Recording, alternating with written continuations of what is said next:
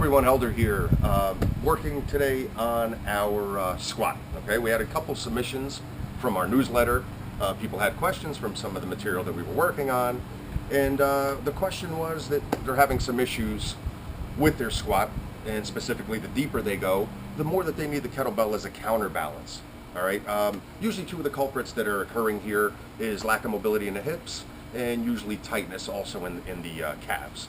All right, so we have a bunch of exercises in our NTC basic training program that address all of this and correct all of this, all right? But there's also tools that we use and a lot of people just in the kettlebell field use to try to help out this problem, okay? So what's really occurring here with the squat is ideally we want to sit back with the hips, all right, as we go down, and then let's say all the way to a full squat. But let's just say we're working on the medium part here, okay?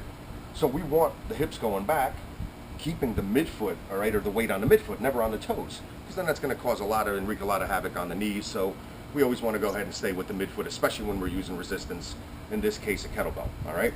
So when we do have those tight hips and tight calves, one of the things that I like to utilize is a board, okay? So it could be a board. We work a lot with combatives within natural training centers, so we can use sticks, anything like that.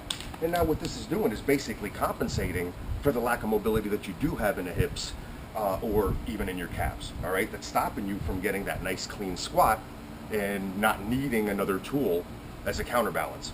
Keep in mind that I'm always a stickler with that. If you cannot perform the exercise without resistance, right, or that tool, which in this case is a kettlebell, but it could be a sandbag, club bell, anything like that, then there's no reason really you shouldn't do it with resistance, right? We should just stick to the body weight, correct that problem, correct those issues, so that we can go ahead and have a nice clean squat and reprogram ourselves to get that proper movement. So then when we add resistance, we're nice and safe and get the most out of our training, all right? So once again, utilizing this board, whether it's a 2x4, whether it's an Olympic plate, whether it's a stick, all we're gonna do is go ahead and kind of put our forefoot on there, our toes, okay?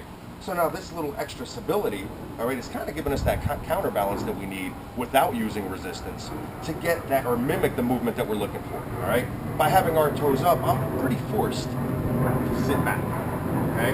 So once again, if I even try to bring my knees forward, it's difficult, all right, because I'm on that incline, all right? So this is kind of teaching me to sit back with the hips, coming back up, sitting back with the hips, coming back up, all right? So once again, we want to perform this so that the body understands the movement that we're trying to accomplish here, all right? And then once all that starts working with your neurological system and everything like that, little by little, you either decrease the height, okay? Or through your personal practice with repetitions, the body will start to get to what we're looking for so that we can step back away from there. And then we have less of a problem sitting back with the hips, right? Because we had our coach or this tool that was here telling us and programming or reprogramming us into what we need to make this an effective squat, okay? So there's always going to be your medium squat. Eventually you can get down to the lower squat, coming back up, all right? But it all starts with baby steps. And once again, we found this to be a great tool to help our members achieve what they need to achieve to get further and further into that good deep squat, especially once we add a kettlebell. All right, hope that helps. Thanks for your time.